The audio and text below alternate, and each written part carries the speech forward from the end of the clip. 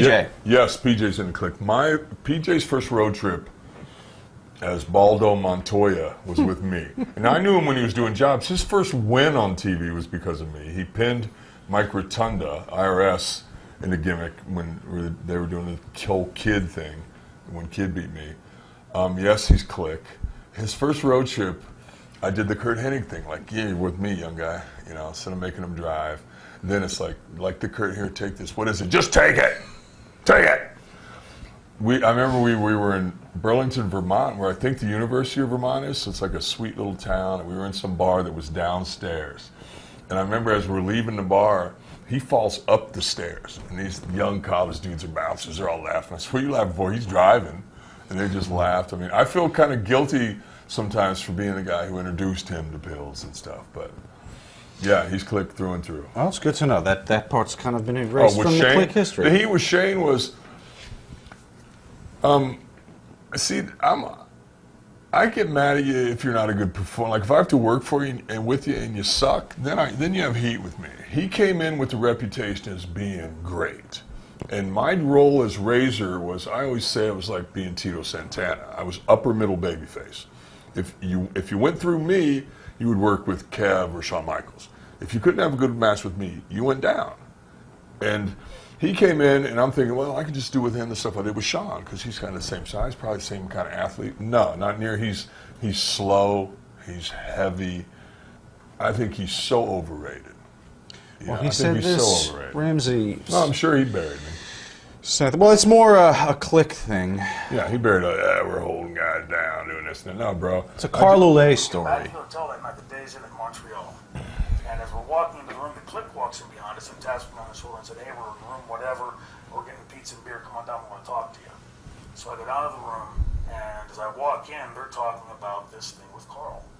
But they get back into the room, and you know, Shawn's really just ramping it up. You know, he's motherfucker, blah blah blah.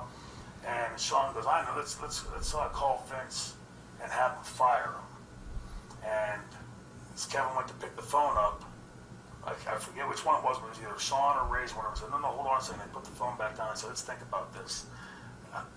We can do better." And they're like sort of like pushing it back and forth. And finally, go, "I know. I got it.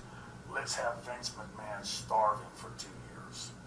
And I remember watching it. It was like I was watching somebody be verbally raped. You know, like here's a guy who's done absolutely nothing wrong, has done absolutely everything to help the company. Was that a picture of a dick, some reference to him that was just there? Because I fly first class, they get picked up by limousines, as the rest of the grunts, us grunts are out there driving ourselves all over the creation, sitting in the middle seats in the back of the plane. don't remember any limos unless it was like an office appearance. They get Vince to starve this guy.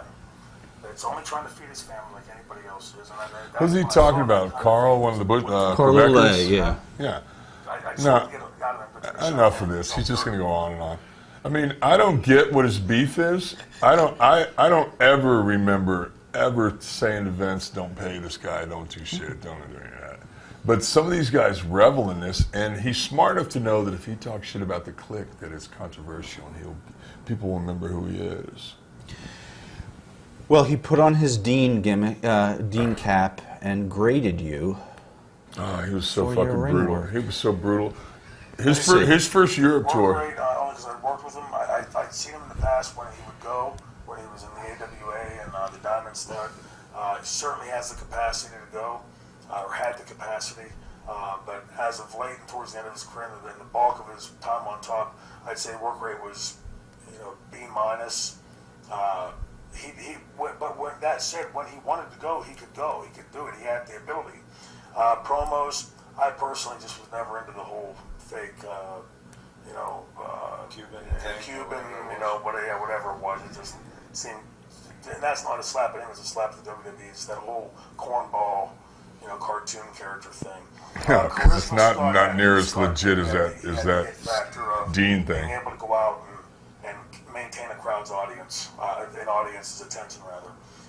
Personality. What grade would you give him on the promos? On the promos? Totally the shits? No, not totally the shits, but keep in mind they were totally written. So it's in that sense, because it was something that was just written and just basically reading off a script, I would say an F. I like the guys that, and again, that's a slap for him. That's what the WWF wanted him to do. personality, I think that you know, he's you know, when he had the character of, you know, machismo and all that kind of thing going on, that it gets right back to, again, the contrivedness of it,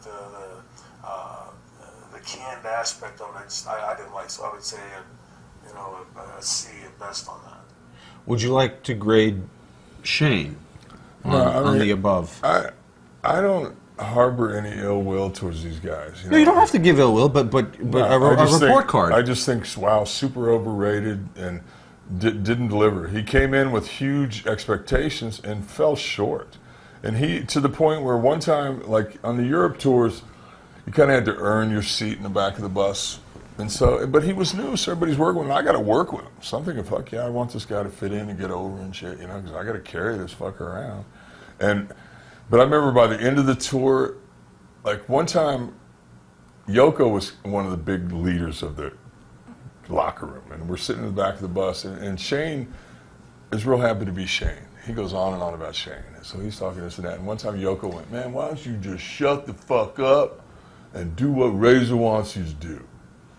You know, it's just like, by the end of the tour, he was sitting in the very front of the bus on the little seat that drops down from the side, like the little fold out thing, like sitting there like this, like, I want to go home.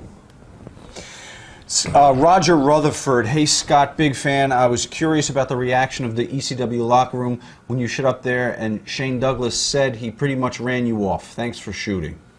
Yeah, I did. PJ was in town and in Orlando, and they were in town, and he was staying at my home. And so I went to the show with them, and when I went in, they were like in there like doing some New Japan thing where they're all in the ring like working out, and Bam Bam and Shane, and I walked in like, hey guys, what's up anyway? And now they all feel real bold, like, no man, you know, you got to go. We don't want him here. And I went, fuck, you don't want him here? I'm out of here. You know, why?